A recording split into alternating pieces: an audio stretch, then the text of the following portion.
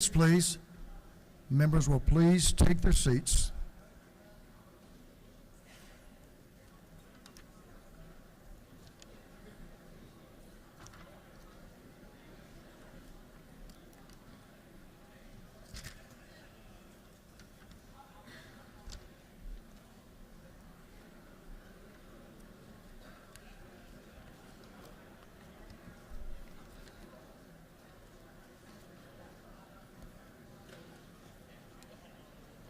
Is it okay for Stephen to go ahead and bring the reporters in who are gonna?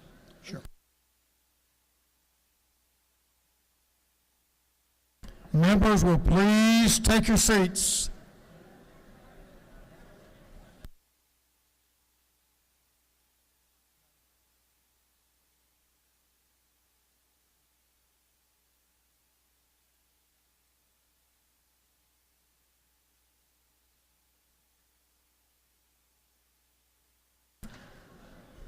Members will please take your seats.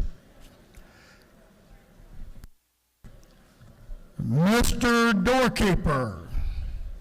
Mr. Speaker, the President Pro Tem, and the members of the Senate await entrance to the House chambers. Mr. Doorkeeper, please allow the President Pro Tem, and the members of the Senate to enter the House chamber, and will the messenger please escort them to their designated seats.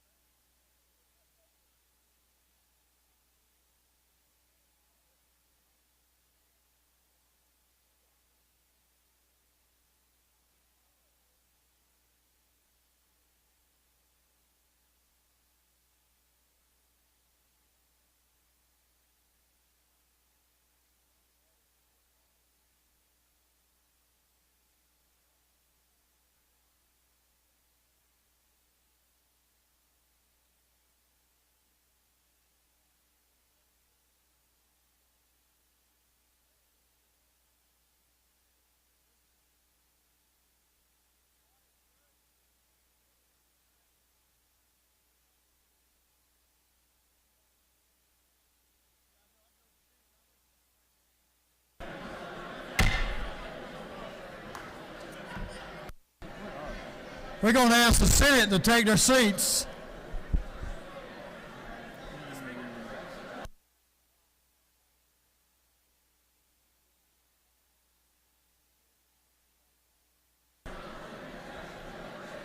All members of the House and Senate will please take their seats.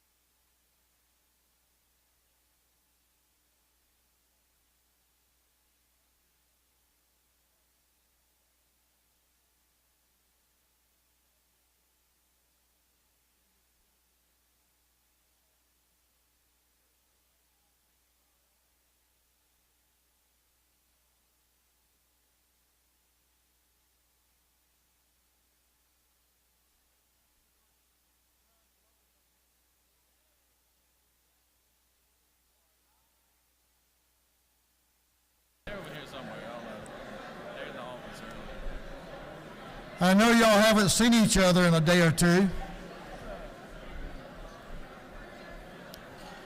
Members, I think y'all are getting ready for the next guest, but if members will take their seats, or at least have your attention. Mr. Doorkeeper. Mr. Speaker, the Honorable Michael P. Boggs, Chief Justice of the Supreme Court, the Honorable Nels S.D. Peterson, Presiding Justice of the Supreme Court, the Honorable Amanda H. Mercier, Chief Judge of the Court of Appeals, and the Justices and Judges of the Supreme Court and Court of Appeals, prospectively, await entrance to the House chambers.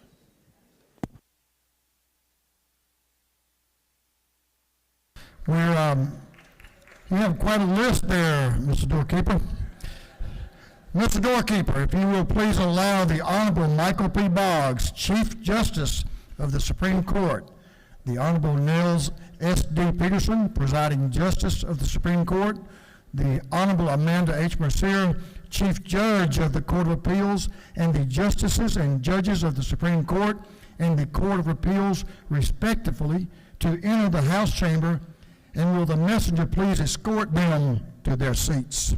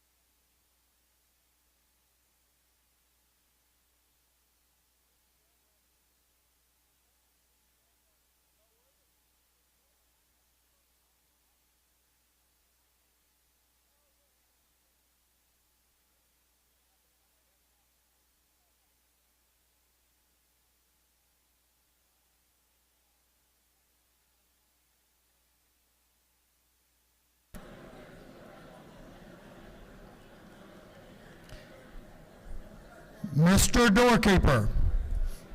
Mr. Speaker, the Honorable Brian P. Kemp, Governor of Georgia, his committee of escorts, and distinguished guests await entrance to the House chambers.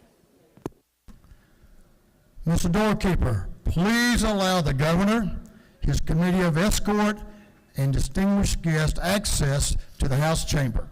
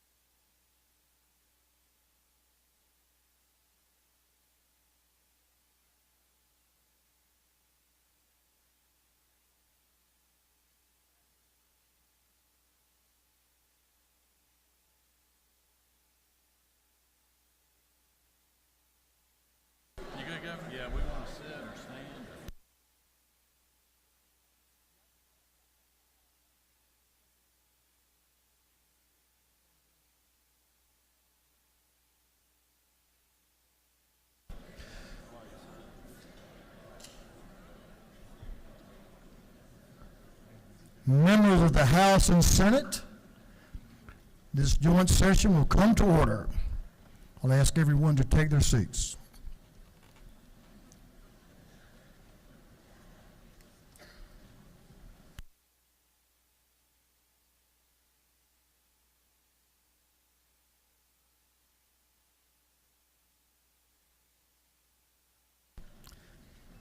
It's great to see a full house this morning. Good to have our friends from the Senate. Certainly good to have a full gallery this morning. So welcome everyone to the People's House. Mr. Clerk, will you read a resolution? House Resolution 763 by Representative Estration of the 104th, a resolution calling a joint session of the House of Representatives and the Senate for the purposes of hearing a message from the Governor, inviting the Justices of the Supreme Court and the Judges of the Court of Appeals to be present at joint session. Thank you, Mr. Clerk. Well, we want to recognize a few people this morning. To the folks that are here. First, I'll ask you to stand when I recognize you as a group. The constitutional officers of the greatest state in the Union, the constitutional officers of Georgia. Would you all please stand? I know you're in the gallery. Let's give them a great hand.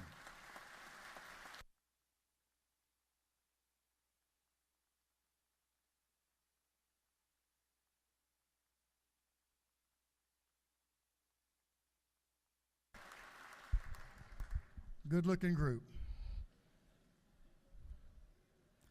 Members of the Consular Corps, will you please stand so we can show you our appreciation?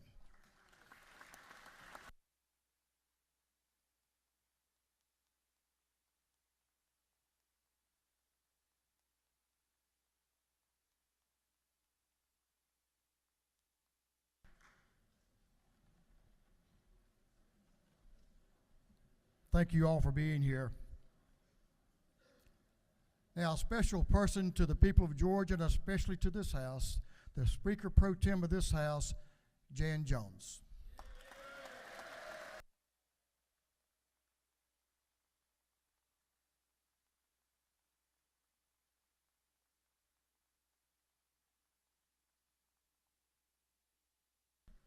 Thank you for your service. And a gentleman I've known for a few years, but our paths have brought us closer together, and we're working well. We're both pretty strong-willed, but it all works out. So it's a real pleasure for me to introduce the President of the Senate, a dear friend, Burt Jones.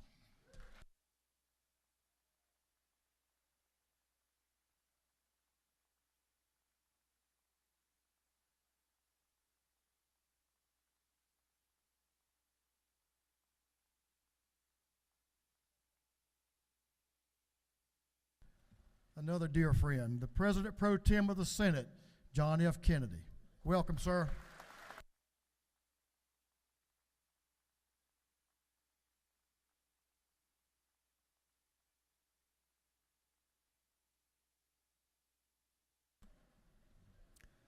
Now, a special lady to me, one of the best mothers and grandmothers, and just generally help keep a guy straight. My wife, Dale Burns.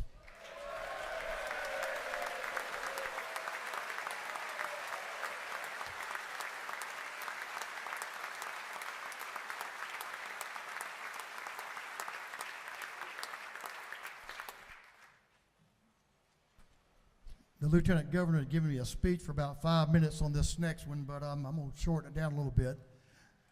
Our great First Lady of the Senate, that we appreciate her being here today, Jan Jones. If you will, welcome First Lady of the Senate, Jan Jones.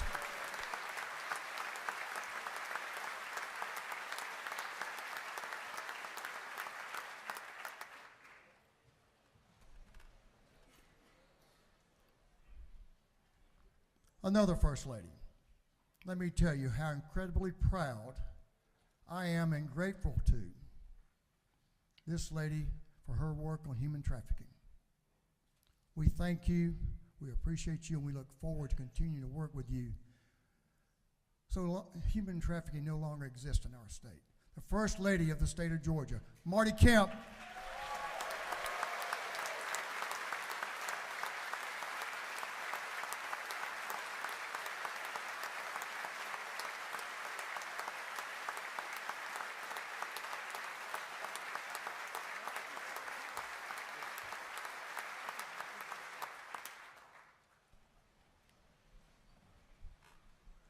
an incredible first family who's stood by their mom and dad and continue to support them every day. So we appreciate these incredible daughters, Lucy Kemp, Amy Porter Kemp, and Jared Kemp. Let's welcome the Kemp ladies. Thank you for your service to Georgia.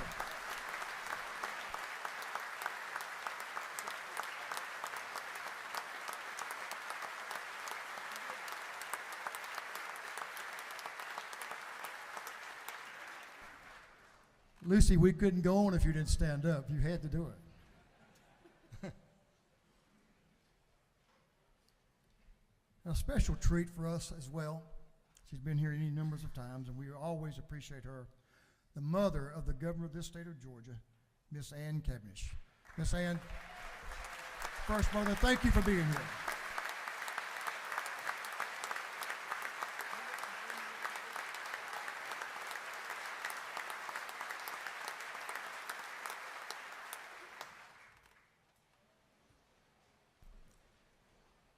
Again, thank you all for being here. First Family,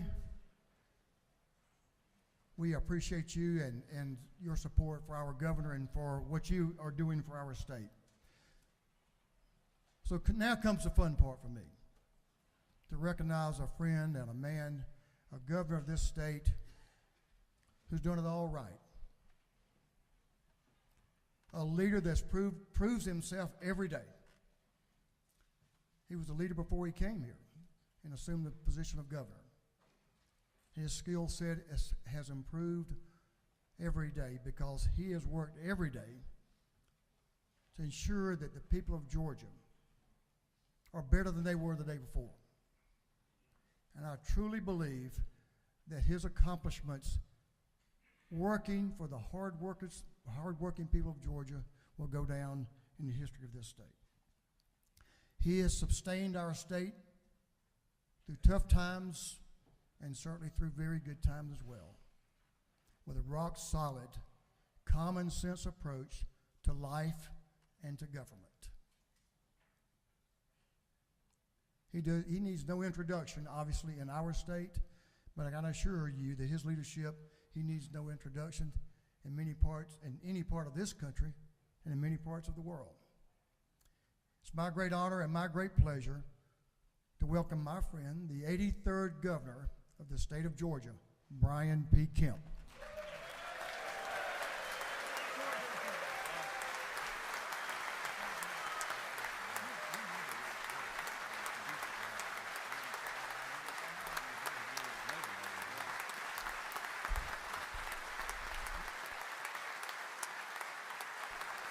Thank you, Mr. Speaker.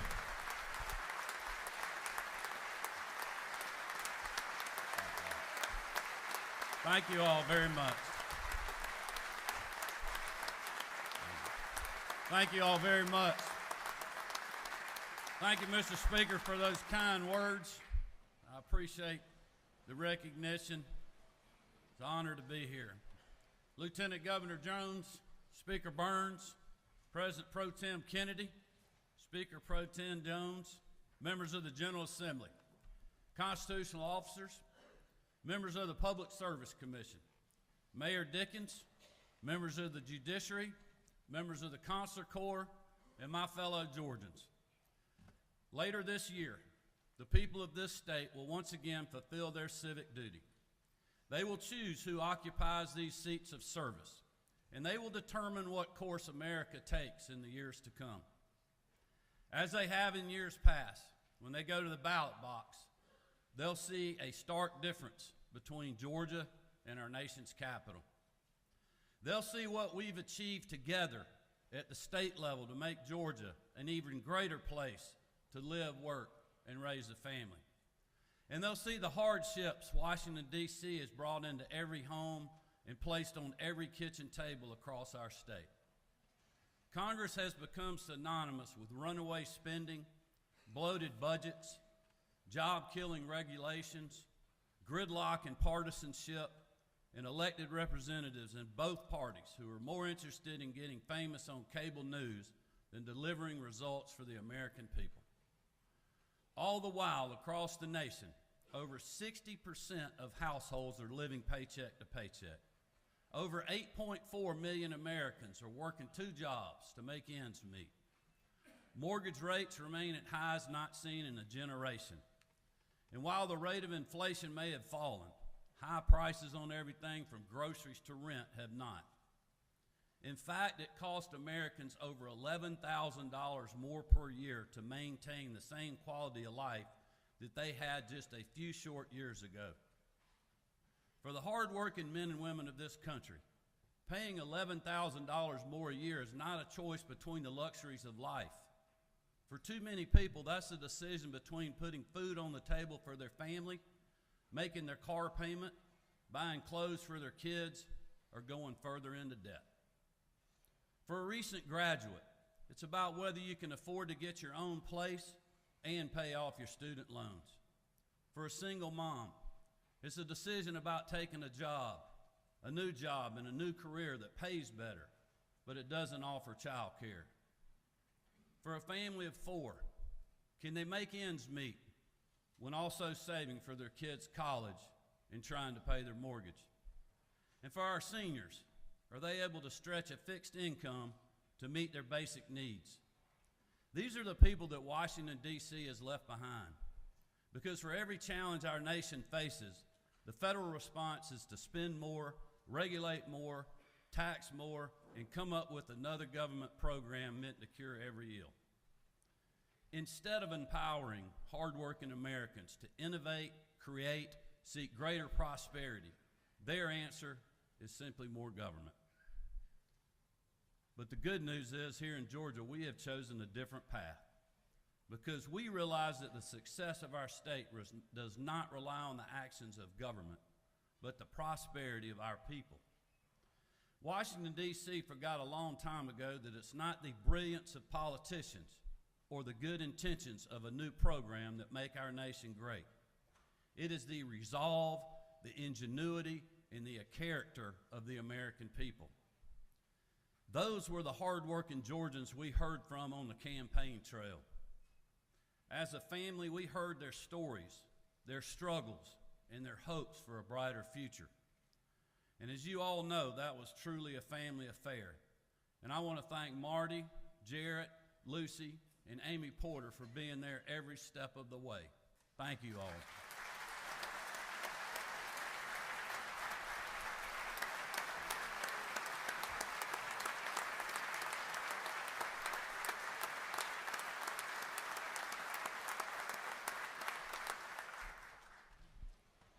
I also appreciate my mom, who y'all recognized earlier. My sister Julie Reef and her husband are here with us today, and we just are honored by their presence. My commitment to the people of our state was very simple. I promised to put hardworking Georgians first, fund our priorities like education, public safety, and health care, but also keep government efficient, responsible, and accountable. The federal government may have abandoned those principles, but here in Georgia, thanks to the partnership between my administration and the General Assembly, we have delivered real results for the people of our state, ahead of schedule and under budget. Thanks to a strong economy and conservative fiscal management of state revenues, we've provided nearly $5 billion of direct relief to taxpayers in tax refunds, gas tax suspensions, homestead tax exemptions, and more.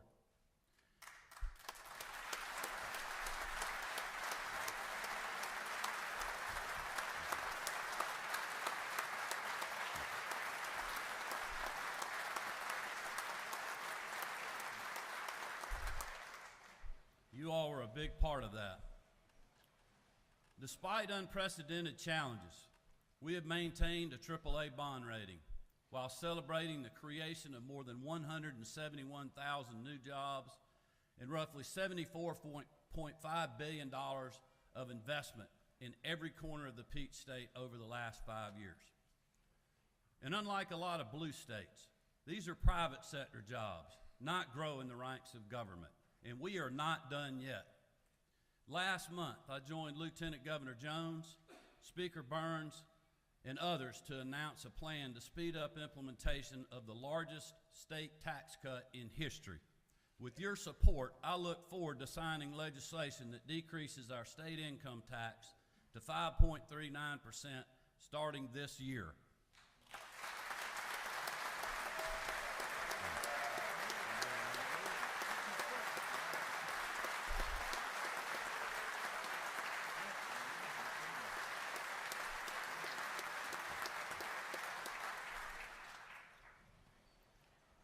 This matters. It matters because it represents savings of $3 billion for Georgia taxpayers over the next 10 years. Mr. Speaker, Lieutenant Governor, while President Biden hires tens of thousands of new IRS agents, my vote is we just keep cutting taxes here in Georgia.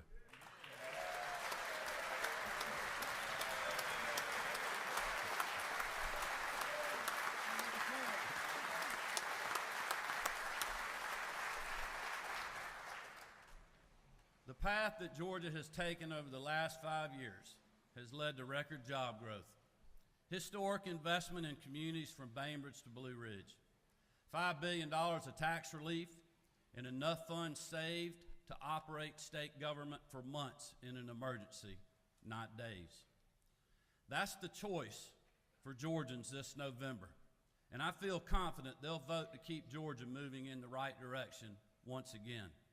So to answer the question, the state of our state is strong, growing, and prosperous because we trust our citizens more than we trust the government.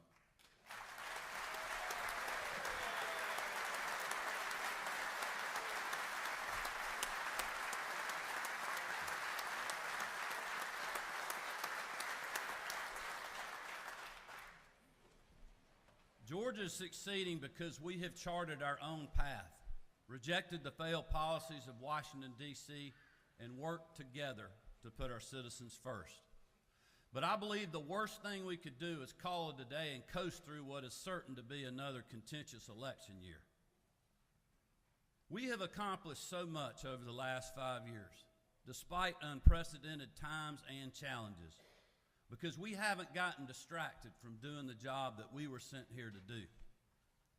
Like I mentioned 4 years ago in my second State of the State address, we stayed true to the example of Nehemiah, committed to our great work, and now we are seeing the results. It's no secret that Georgia is growing and is a top state for business for a record 10 years in a row. New jobs are headed our way almost on a daily basis. Existing businesses are looking to expand, and companies from all over the world look to the Peach State to locate their next headquarters. But with growth comes the need for more trained workers to fill these good-paying jobs in a rapidly changing labor environment. That's why I was proud to unveil the Georgia Match program at last year's Workforce Summit, the largest direct college admissions program in the nation. Georgia Match is already doing an incredible job linking the upcoming generation with the schools that meet their needs. As of today, over 10,000 students have already met their match. And we'll keep working to reach every high school senior in Georgia so that they know there is a higher education path open to them right here in the Peach State, no matter their circumstances.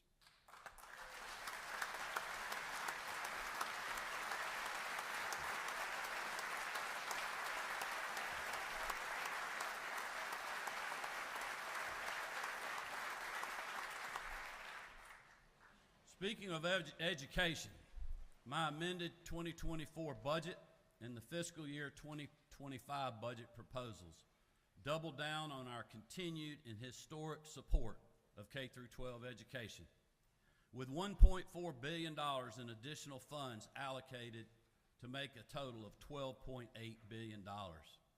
Republicans and Democrats alike have supported this record investment in our students. And I want to take a moment and thank all of you for that strong bipartisan achievement. It's also important for us to remember that increased funding does not guarantee greater success. As a small business owner for almost 40 years now, I believe, like many of you, that competition and the free market drives innovation. At the end of the day, they result in a better product for the consumer. When it comes to education, the same principles hold true. Over the last few years, there has been a great deal of debate around different proposals to expand options for students and families when it comes to finding the education that best fits their individual needs. Many members in both chambers have worked hard on this important issue, and I want to thank and applaud them for their efforts. Some prefer the term school choice or educational freedom. Some call them vouchers. In my opinion, what each of these terms or slogans fails to mention is the child.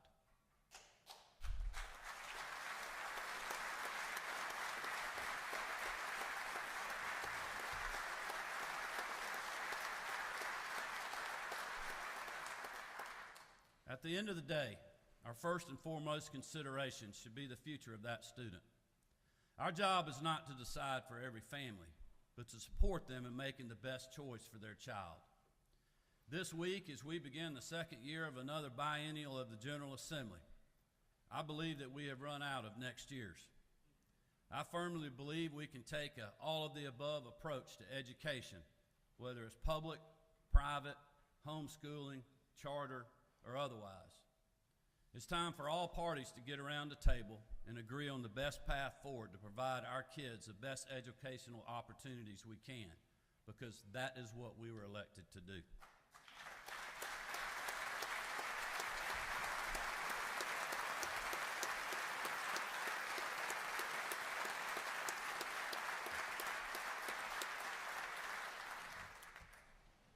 To that end, my office and I look forward to working with the members and the leadership of both chambers to get a bill passed and signed into law this session.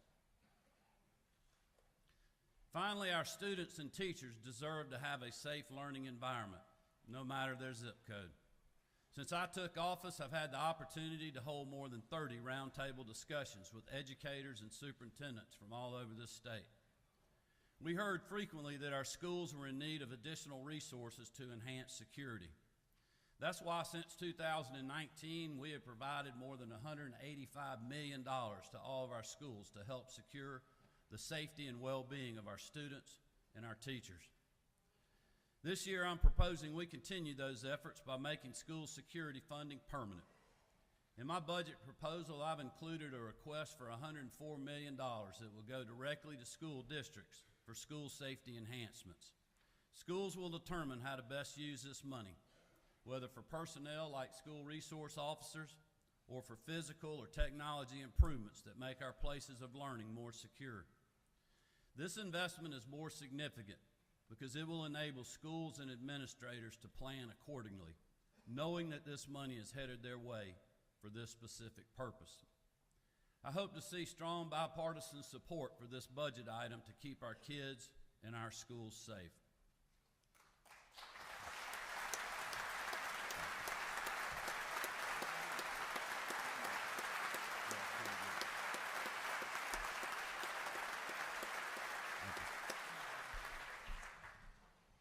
Since being sworn in as your 83rd governor, the top priority of my administration has been ensuring the safety and security of our communities. There is no doubt that we have made great progress from the GBI's Anti-Gang Task Force and Heat Unit and the Department of Public Safety's Crime Suppression Unit to the First Lady's Grace Commission and the Attorney General's Human Trafficking Prosecution Unit and the school security measures I just mentioned. We have not wavered in our commitment to strengthening public safety. But the state cannot do it alone. Thankfully, over the last 2 years, we have had strong partners at the local level who have worked alongside state law enforcement to make our capital city safer. Two of these gentlemen are here with us today, and I want to take a moment and thank Mayor Dickens and Chief Sherbaum for their partnership. We appreciate you all.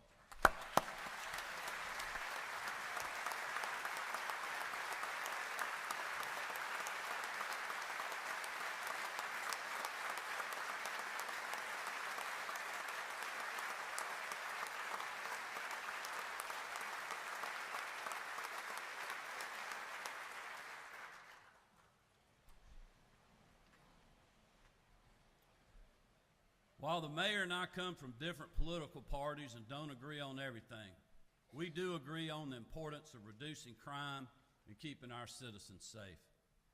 Bipartisan majorities of both chambers, the mayor and myself all agree on the critical need for the completion of the Atlanta Public Safety Training Center.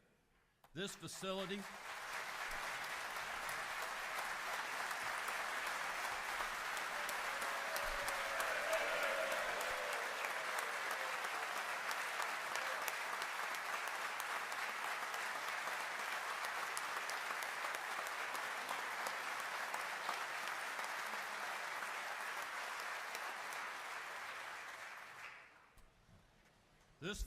will provide our law enforcement officers, firefighters, and additional first responders the critical tools and knowledge, as well as the skills needed to keep themselves and our community safe. One of our brave public safety officers is here with us this morning. Exactly a year ago this week, this dedicated trooper was shot and severely wounded near the site of the Future Training Center. He spent weeks in the hospital fighting for his life. He endured multiple surgeries and spent the better part of a year in recovery while his family stood strong beside him. Marty and I were honored to spend time with him while he was in the hospital, and I was honored when he gave me one of my most prized possessions, his SWAT Challenge coin bearing his badge number. He had that coin on him when he was shot that horrible day, and it is a constant reminder for the price paid by men and women like him all over this state who keep our children, our homes, our businesses, and our streets safe. Trooper First Class Jerry Parrish, will you please stand with your wife, Kelly, and let us thank you for your great service.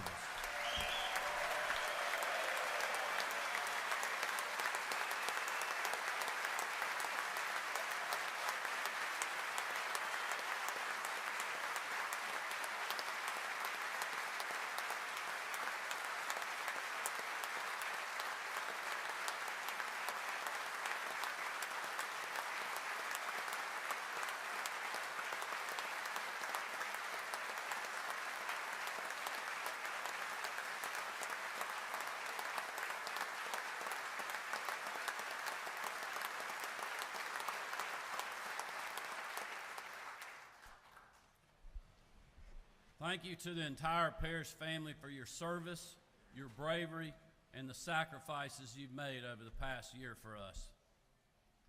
We are also joined in the gallery by some brave men who rendered life-saving aid to Trooper Parrish on site and who helped get him to safety. They represent some of the very finest from both the Department of Public Safety, the Department of Natural Resources, and our EMS folks. Would you all please stand and let us thank you for your bravery on that day.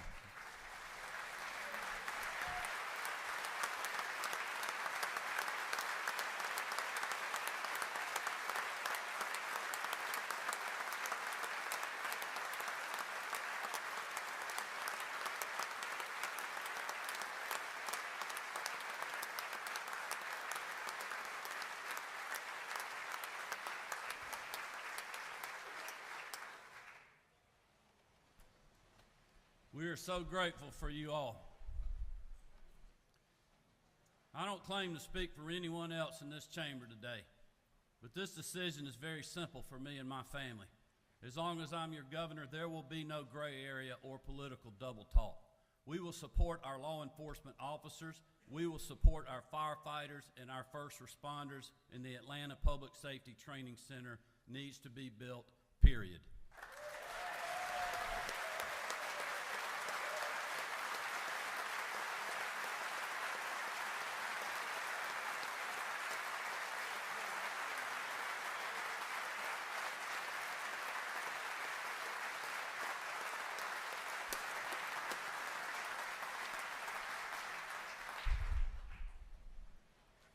Article 1, Section 1, Paragraph 2 of the Georgia Constitution states, "Protection to person and property is the paramount duty of government and shall be impartial and complete. To fulfill that paramount duty, we must do more than show our support for law enforcement in words. We have to show it through action. That is why last year, thanks to the work of the General Assembly, I was proud to sign a budget that included a $6,000 pay raise for state law enforcement officers. That pay raise was a recognition of the contributions these brave men and women make as they put their lives on the line day in and day out. This year, I look forward to working with each of you to once again provide another pay raise for state law enforcement.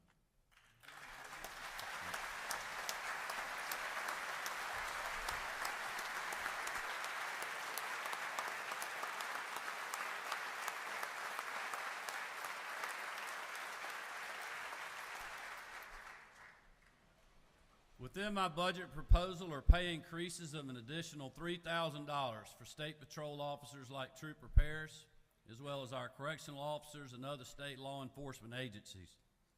These investments will not only serve as a renewal of our commitment to these law enforcement officers, but will also support our ongoing retention and recruitment efforts. I'm also urging the General Assembly to complete what we started last year and give final passage to the Peace Officer Loan Repayment Program. Because despite what some may say, we need more police officers, not fewer.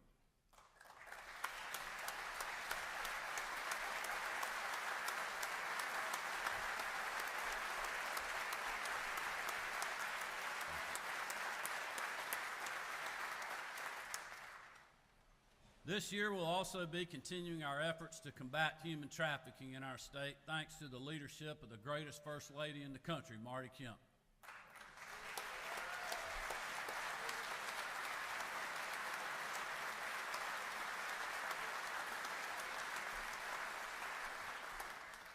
Thanks to her work and that of the Grace Commission and members of both chambers, Georgia has gone from being known as a human trafficking destination to being known as the leader in going after traffickers and supporting the victims.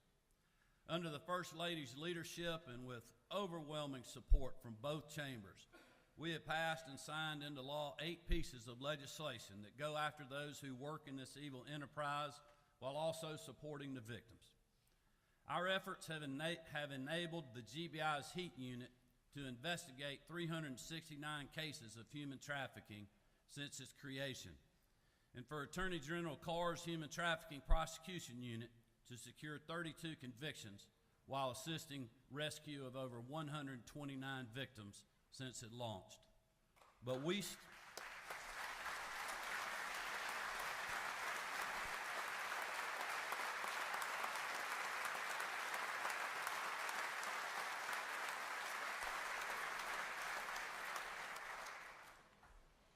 still have work to do. And Marty and I are both looking forward to working with each of you this session to keep up that fight. 5 years into my administration, when it comes to health care, we've made enormous strides in lowering costs, expanding access, and incentivizing more health care providers to give care. We began this work with the passage of the Patients First Act in 2019, and since then we've seen strong results. In 2019, no counties in Georgia had more than 2 health insurance carriers. Today, 87% of Georgia counties have 3 or more carriers.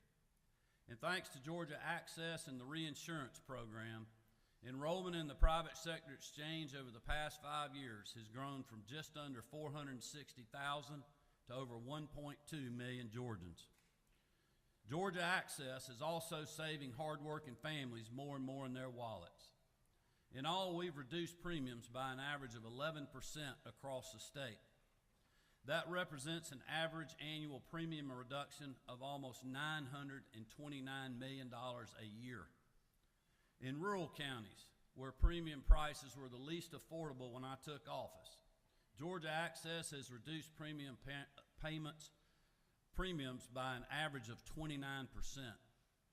And while some in the media refuse to acknowledge this significant progress, we will continue to support policies that work for Georgians, not political narratives.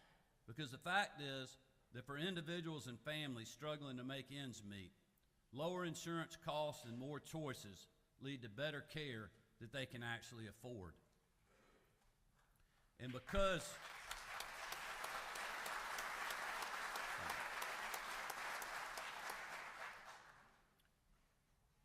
we've made those sound policy choices and budgeted conservatively, prioritized innovation and efficiency, we're now able to make other important investments in the health and well-being of hardworking Georgians. That includes our efforts in mental health.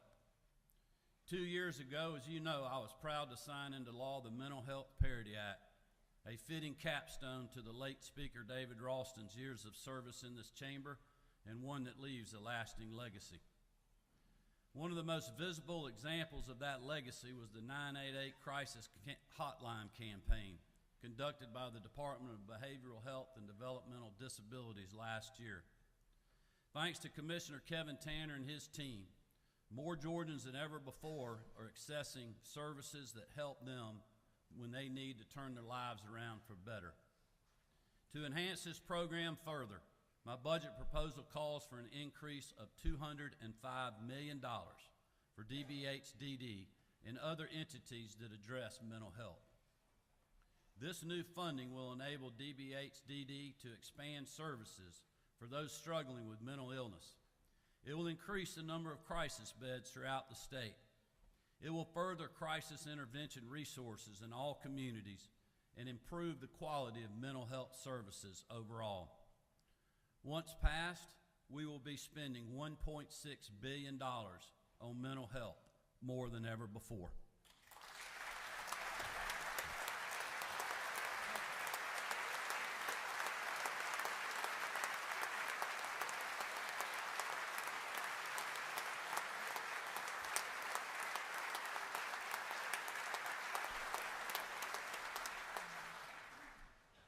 I'm proud of what these and other agencies are doing to help their fellow Georgians and keeping us the best state to live, work, and raise a family. As we speak all across Georgia, there are men and women working hard to keep our neighborhoods safe, attract new jobs and industries to communities in need, and teaching a whole generation that will one day occupy these roles and much more. They have remained committed and hardworking during unprecedented challenges over the last 5 years, and I'm so proud of everything they have accomplished for our citizens. It is no secret that most state government jobs pay less than private sector opportunities in the same line of work. But many of our employees do it because they feel a sense of public service, and they want our state to succeed.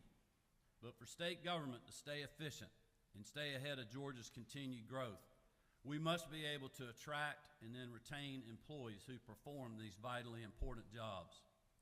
That is why my budget proposal provides a pay increase for all state employees, including our teachers.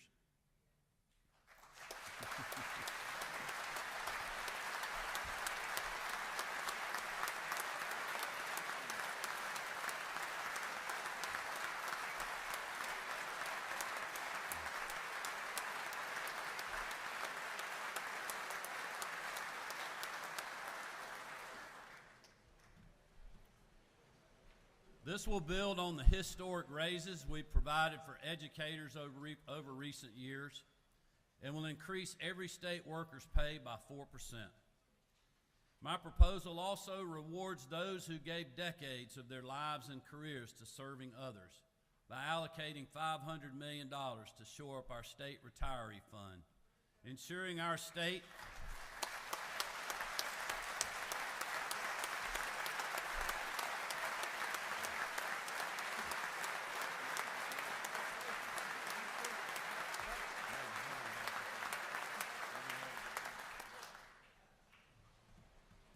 This will ensure that our state keeps its promises for our retirees and also stays on solid financial footing. Instead of expanding the size and scope of government, we're putting state dollars to work in targeted, efficient ways to recruit, retain, and thank employees in vital roles, from corrections officers to caseworkers. By doing so, we're continuing our efforts to wisely use every penny taxpayers send us, from state agency personnel to our schools, public safety, and the healthcare marketplace. As we look across America, there's no doubt that we're at a crossroads. From crushing inflation and dysfunction in Washington to the crisis at our southern border and unrest overseas, these are indeed trying times. But I believe we have an opportunity here in Georgia, an opportunity to highlight a different path, One of the brilliant principles of America's founding is the role of the states. For them to be the laboratories of democracy, to protect the liberties and freedoms of their citizens, and to carry out the will of the people.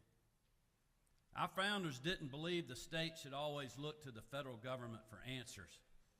And by judging by current comparison, I don't think we would have much to learn. In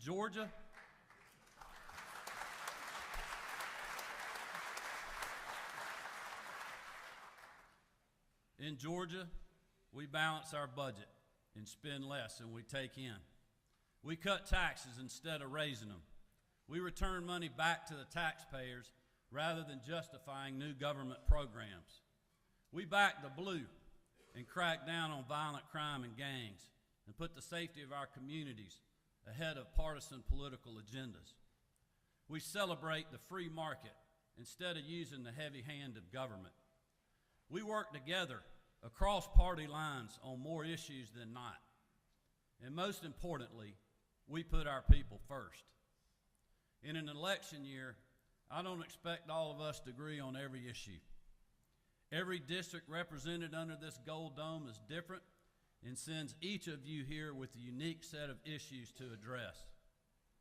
Over the next 36 legislative days, there will be passionate debate, there will be disagreements, there will be tough votes, there will be long nights, and maybe even some short tempers. But in the middle of all of that, I ask that we also remember Georgia is different for a reason, that our success is not an accident, but the result of a resilient people who elected their leaders to keep state government efficient, responsible, and accountable. In Georgia, we believe the American dream will always provide our people greater prosperity than the government. The state of our state is strong, growing, and full of opportunity. Let's use this session to keep it that way. Thank you all. May God bless you, and may God continue to bless the great state of Georgia.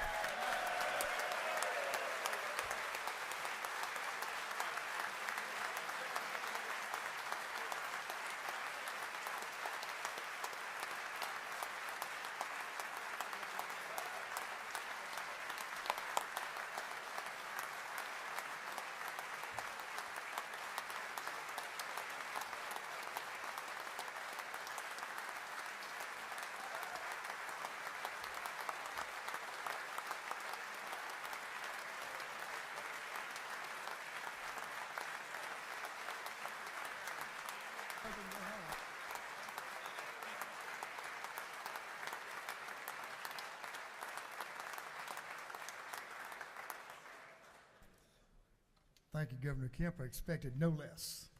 That was awesome. Thank you for those words. Will the Committee of Escort please escort the Honorable Brian P. Kemp, Governor of Georgia, and his distinguished guest from the House chamber.